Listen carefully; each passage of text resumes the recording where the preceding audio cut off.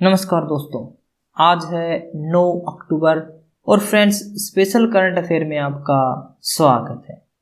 आज का हमारा पहला क्वेश्चन है, ताइवान की भौगोलिक स्थिति कैसी है? How is the geographical location of Taiwan?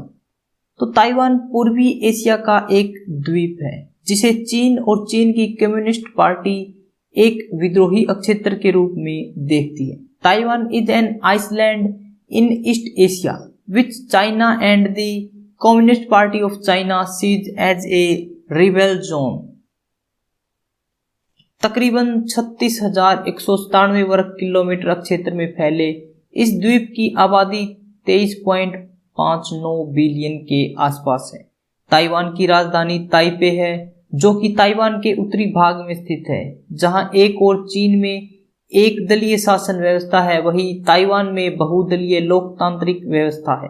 Taiwan के लोग अमाय, सवातो और हक्का भाषाएं बोलते हैं। मंदारिन राजकारियों की भाषा है।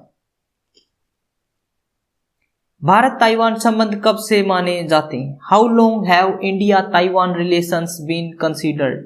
तो भारत और ताइवान के बीच संबंधों की शुरुआत 1995 में तब हुई जब भारत और ताइवान मिलकर संयुक्त तौर पर गैर सरकारी सहभागिता को बढ़ाने हेतु इंडिया ताइपे एसोसिएशन की स्थापना की गई थी। Relations between India and Taiwan begin in 1995 when the India Taipei association was established to jointly increase non governmental participations by India and Taiwan. इसलिए भारत ताइवान के संबंधों की औपचारिक शुरुआत 1990 के दशक में मानी जाती है। भारत संयुक्त राष्ट्र के उन 179 सदस्य देशों में से एक है जिसने ताइवान के साथ औपचारिक राजनयिक संबंध स्थापित नहीं किया है। हालांकि जानकार मानते हैं कि भारत समेत विश्व के तकरीबन 80 देश ऐसे हैं जिन्होंने ताइवान के साथ अनौपचारिक और आर्थिक संबंध स्थापित किए हुए हैं।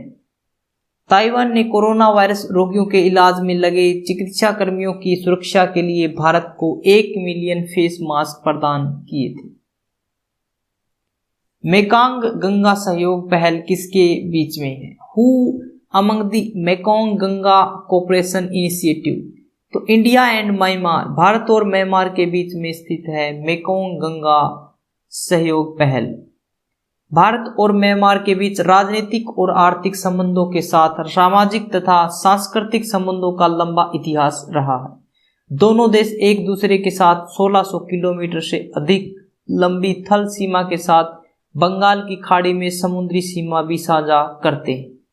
म्यांमार की सीमा पूर्वोत्तर भारत के 4 राज्यों अरुणाचल प्रदेश, नागालैंड, मणिपुर और मिजोरम से सटी हुई है। दोनों ही देश आसियान और बिम्स्टेक जैसे अंतर्राष्ट्रीय संगठनों के साथ मेकांग गंगा सहयोग पहल में भी शामिल हैं। भारत द्वारा सार्क समूह में म्यांमार के पर्यवेक्षक की भूमिका का भी समर्थन किया गया, जिसके बाद 2008 में म्यांमार को इस समूह में पर्यवेक्षक सदस्य के रूप में शामिल किया गया। 2018 के आंकड़े के अनुसार म्यांमार में भारतीय मूल के लगभग 15 से 20 लाख लोग रहते और कार्य करते हैं।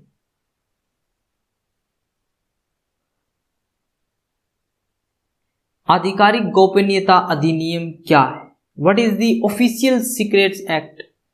तो ओएसए मोटे तौर पर 2 पहलुओं से संबंधित है, जासूसी और सरकार की गुप्त जानकारी का खुलासा।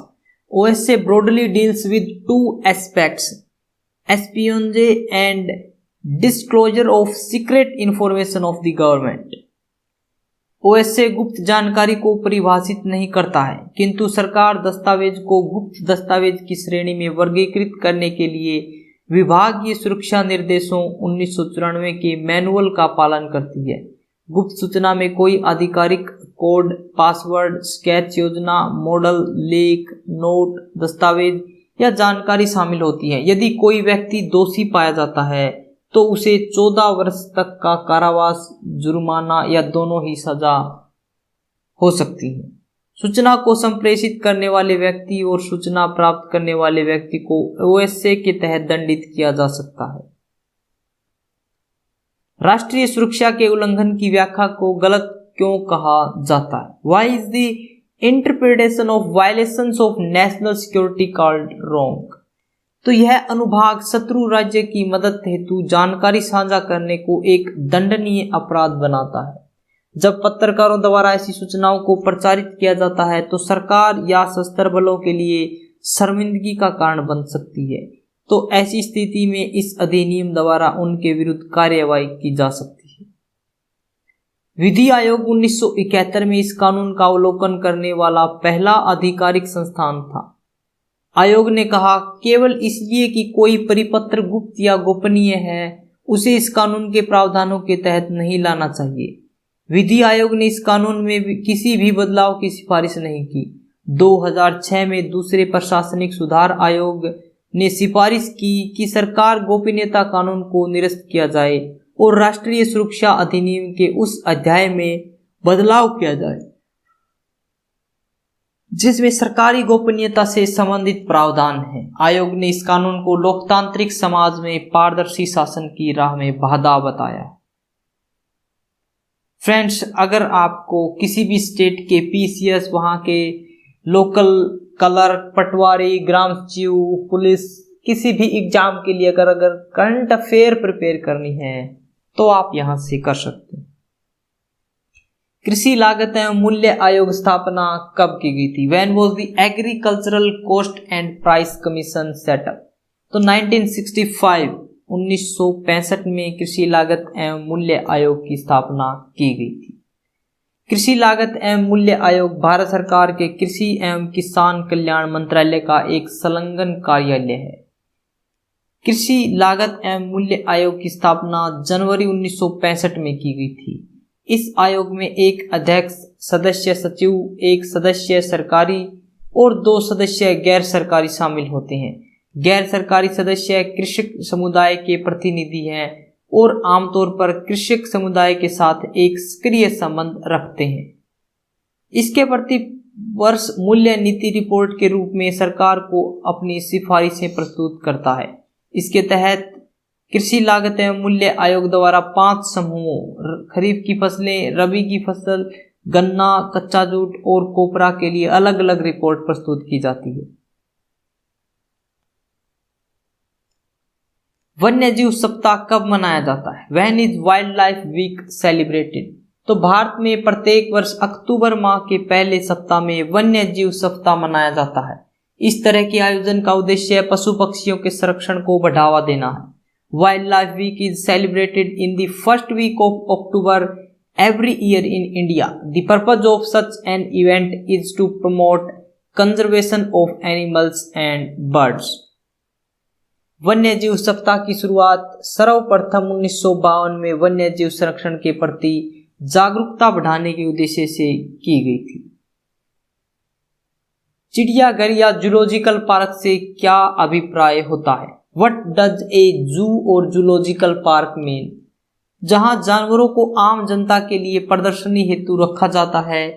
इन प्रतिष्ठानों का उपयोग लुप्तप्राय जानवरों के संरक्षण के हेतु भी होता है। Where animals are kept for exhibition for general public, also these establishments are also used for the protection of endangered animals.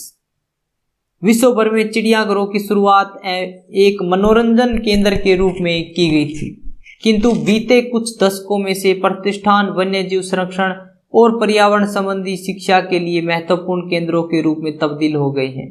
महत्व जानवरों के संरक्षण के अलावा चिड़ियाघर जानवरों की दुर्लभ प्रजातियों के संरक्षण में भी महत्वपूर्ण भूमिका निभाते हैं। देश के कई चिड़ियाघरों में बीमार, घायल और जंगली जानवरों की देखभाल की जाती है। चिड़ियाघर में जानवरों, विशेष तौर पर घायल जानवरों के लिए विशेष सुविधाएं उपलब्ध होती हैं और इन जानवरों की देखभाल की जाती है। लुप्त प्राय प्रजातियों को सुरक्षित कर देश और विदेश के चिड़ियाघर या जूलॉजिकल पार्क भविष्य की पीढ़ी के लिए काफी महत्वपूर्ण योगदान दे रहे हैं।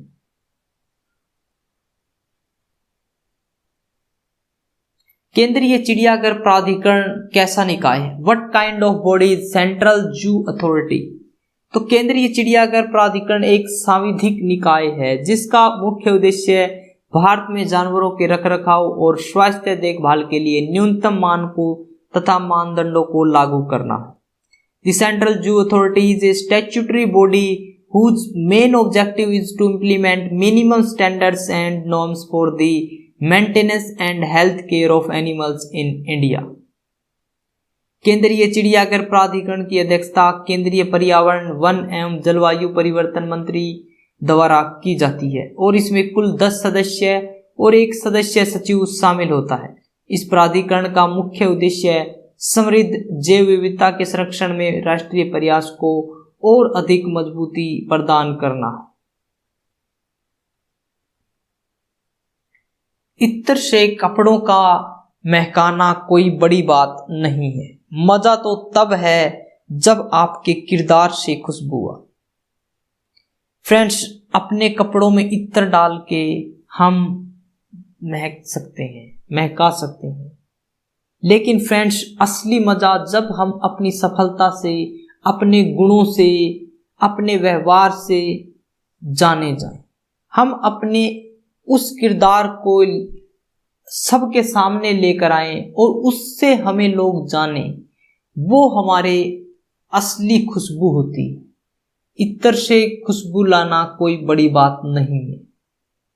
फ्रेंड्स, अगर आपको वीडियो अच्छी लगी तो इसे लाइक करें, शेयर करें और हमारे चैनल को सब्सक्राइब करें ताकि आपको नोटिफिकेशन मिलता रहे।